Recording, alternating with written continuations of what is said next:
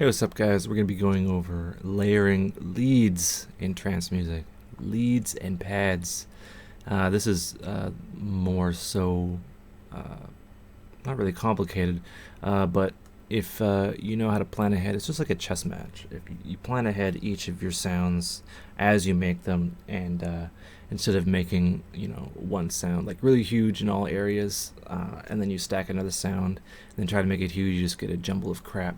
I'm going to show you how I kind of made this. So here is everything at once in terms of the lead and the rest of the track.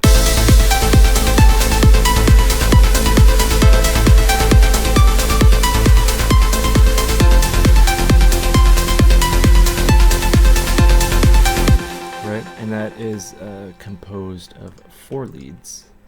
Well, 2 leads and a pad. So we're going to listen to them all right now.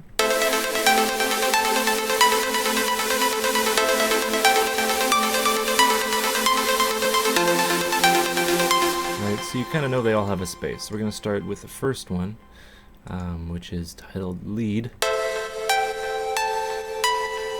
Right, this is more right down the middle, and it's quite compressed, more so. And I use ping pong in serial with the reverb, right, to add a bit of space and plenty of decay time with the compressor to kind of squish it all together. The compressor brings the cool parts of the reverb out.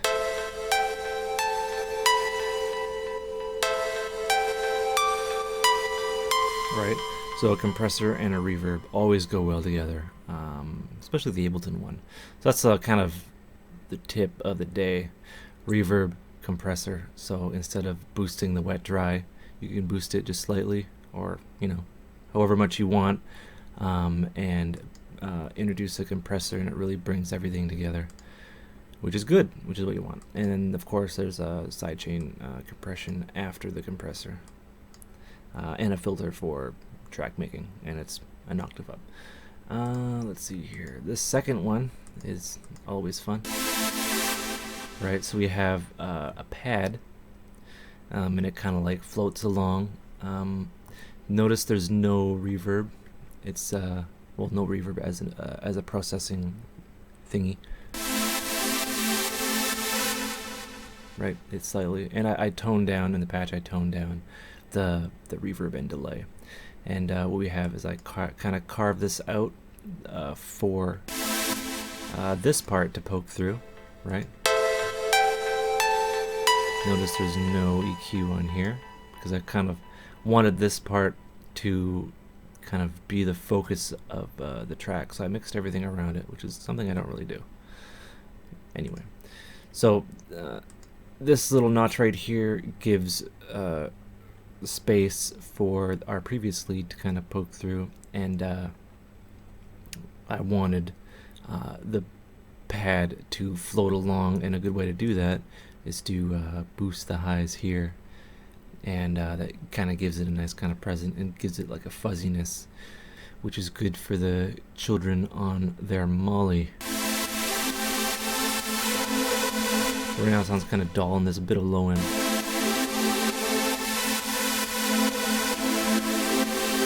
Right, really flat would take up everything else, and that's not good. So with a simple kind of EQ that kind of wibbly wobbles, because the fundamental of these important bits here, and I wanted to kind of preserve them and boost it up. And then here we go. What I like to do is okay, when you're layering leads and pads, like the prominent parts of your trance track you're working on, of course you want to EQ them so they all kind of have space, but you also want to make sure they have space in the stereo image, or like the left and right kind of difference, to make the sound wider. Not a lot of people like do that. They EQ it and then they say okay, whatever, right?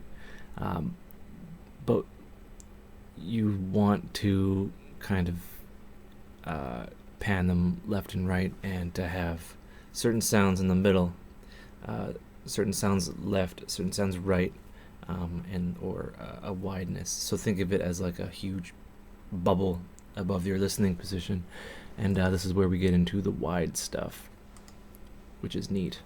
So it's basic, arpeggiated pattern with a bit of chorus, not too much. You can barely hear it, and I use something called mid-side EQing, and I suggest you kind of look that up. So what it does is it splits the center frequencies and the difference, the side, the wide parts, into their own separate EQ. So side would be, the wideness. And what we did with this EQ is we enhanced the wideness and kind of tamed or boosted slightly the high end of the mid. So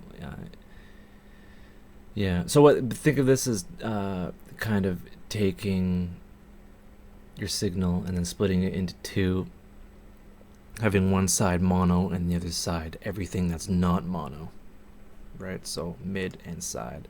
And with this EQ, we made the sound bigger. So I'll play it without it.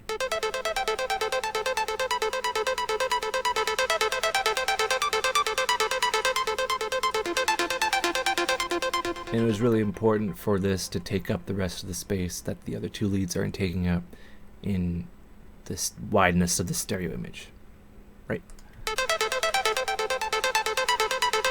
And with a bit of compression to kind of smooth it out and to make it sound cool. So slight gain reduction, but it's still kind of smoothing it out. And you have a really cool kind of lead pad area. See what I mean? This part, I'm really kind of bringing it up and bringing it out. But I'm not conflicting with the center. I'm boosting the sides. And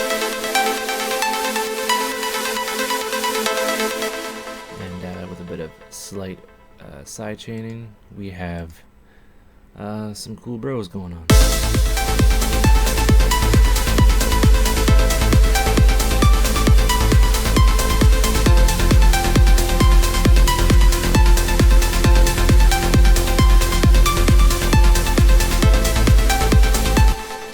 Alright, hope you learned stuff. Take care and have a good one.